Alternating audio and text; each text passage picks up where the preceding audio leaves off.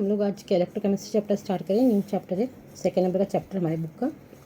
कुछ टर्म्स हैं इसके अंदर। पहला है कंडक्टर्स क्या होते हैं, तो मैटर विच कंडक्ट या विच पास इलेक्ट्रिसिटी, फॉर्म का बोलेंगे यहाँ पे कंडक्टर्स बोलेंगे। सिंपल सी बात है, जो इलेक्ट्रिसिटी पास करेंगे क्या कहलाएंगे, कंडक्टर्स कहलाएंगे। नॉन कंडक्टर तो ठीक उल्टा होगा। नॉन कंडक्टर में मतलब क्या होगा हमारा, matter which can not pass electricity, जो इलेक्ट्रिसिटी को पास नहीं करते क्या कहलाते हैं, हमारे नॉन कंडक्टर कहलाते हैं। एक इंपॉर्टेंट टर्म्स हमारे पास में आती है इलेक्ट्रोलाइट।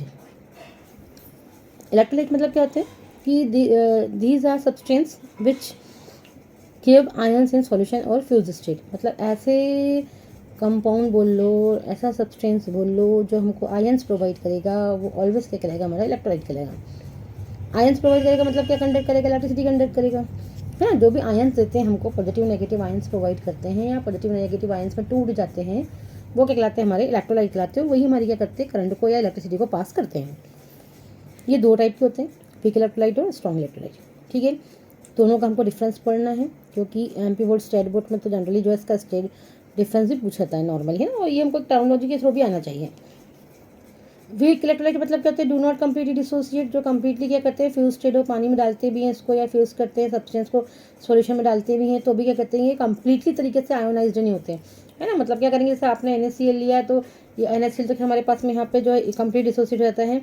पर अगर एग्जाम्पल बताएं कि जो आपके पास में पूरी तरीके से आयंस में ना टूटे, भाई पॉजिटिव नेगेटिव कम्प्लीटली ना टूटे, आप 1 ग्राम ले रहे हैं, 5 ग्राम ले रहे हैं, जो भी आप ले रहे हैं उसको आपने डिजोल्व किया है और वो कम्प्लीटली आयोनाइज पूरा की पूरा नहीं होगा, तो क्या कहलाएगा, हमारा वीक इलेक्ट्रोलाइट कहलाएगा। अब इसके बाद हम लोग स्ट्रॉन्ग इलेक्ट्रोलाइट की बात करें, तो स्ट्रॉन्ग इलेक्ट्रोलाइट मतलब जो कम्प्लीटली क्या हो जाएंगे, डिसोसिएट हो जाएंगे, पूरे के पूरे टूट जाएंगे। मतलब पूरे ही क्या कर जाएंगे, पॉजिटिव अलग हो जाएंगे, सारे और सारे नेगेटिव क्या हो जाएंगे, अलग हो जाएंगे, क्या कहलाएंगे, हमारे स्ट्रॉन्ग इलेक्ट्रोलाइट। एक और चीज़ होती है वीक इलेक्ट्रोलाइट के लिए, हम लोग ये भी बोल सकते हैं यहाँ पे कि लो इलेक्ट्रिकल कंडक्टिविटी होती है, कि देखो कम्प्लीटली जब डिसोसिएट नहीं होगा तो कंडक्टिविटी भी कैसी होगी, इसकी लो होगी। इलेक्ट्रिकल कंडक्टिविटी कैसी होगी, लो होगी।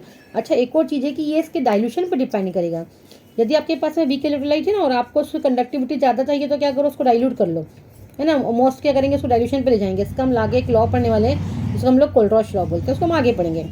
तो do not completely dissociate, low electrical conductivity. Second क्या होगा, डाइल्यूशन पे इफेक्ट करेगा। एग्जांपल हमारे पास में NH4OH और एसिडिक एसिड, ये दोनों के दोनों क्या हमारे वीक इलेक्ट्रोलाइट है। ठीक है, ये क्या होगा, हमारे वीक इलेक्ट्रोलाइट। स्ट्रॉन्ग इलेक्ट्रोलाइट की बात हम लोग कर रहे हैं कि कंप्लीटली क्या होता है, डिसोसिएट हो जाते हैं और हाई इलेक्ट्रिकल कंडक्टिविटी होती है। देखो कंप्लीटली डिसोसिएट हो गए मतलब कोई भी इनके बीच में ऐसा कोई बैरियर आएगा ही नहीं जहाँ पे ये इलेक्ट्रिसिटी को कंडक्ट ना कर पाए, या कहीं पे अटकेंगे ही नहीं।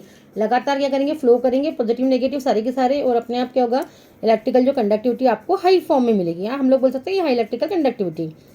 ये डज नॉट अफेक्ट डाइल्यूशन, ये अफेक्ट डाइल्यूशन में भी अफेक्ट नहीं करेंगे, जरूरत नहीं है। जो स्ट्रॉन्ग है वो तो ऑलवेज क्या करेगा, कंडक्ट कर रहा है, तो आपको उसको जो है ज़्यादा डाइल्यूशन करने की जरूरत भी आपको नहीं पड़ेगी। इसको हम लोग अभी जब कोल्ट्रॉश को लॉ आगे पढ़ेंगे उसमें इन चीज़ों को, दोनों को टर्मिनोलॉजी को देखने वाले हैं। एग्जाम्पल है कॉपर सल्फेट है, NaCl है, KCl और NaOH है।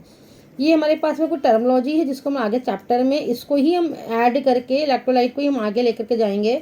और इसी के ऊपर हमको क्या करनी है, सारे सेल भी पढ़ना इलेक्ट्रोलाइट के फॉर्म में ही पढ़ना है, क्योंकि हमको चैप्टर का नाम ही हमारे पास में है इलेक्ट्रोकेमिस्ट्री, और हम लोग यहाँ पे जो है इलेक्ट्रोलाइट के थ्रू ही जो है सेल फॉर्म करेंगे, जहाँ पे हम लोग केमिकल एनर्जी को कन्वर्ट करेंगे इलेक्ट्रिकल एनर्जी में।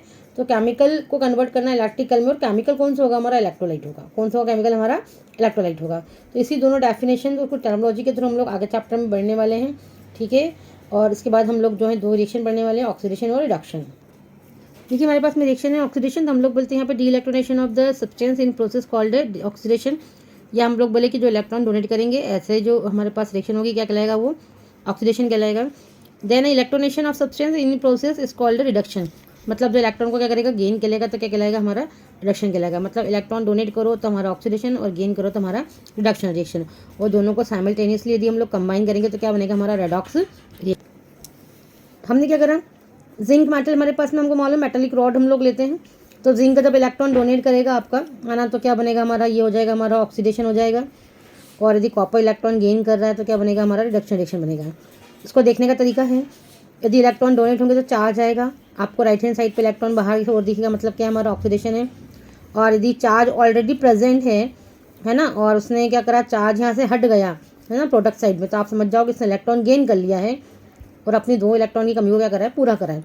और यदि आपको LHS साइड में इलेक्ट्रॉन दिख रहा है, मतलब कौन सा है, वो रिडक्शन रिएक्शन है। आपको RHS और LHS याद रखना है। RH पे इलेक्ट्रॉन दिखे दैट मीन्स वो ऑक्सीडेशन है।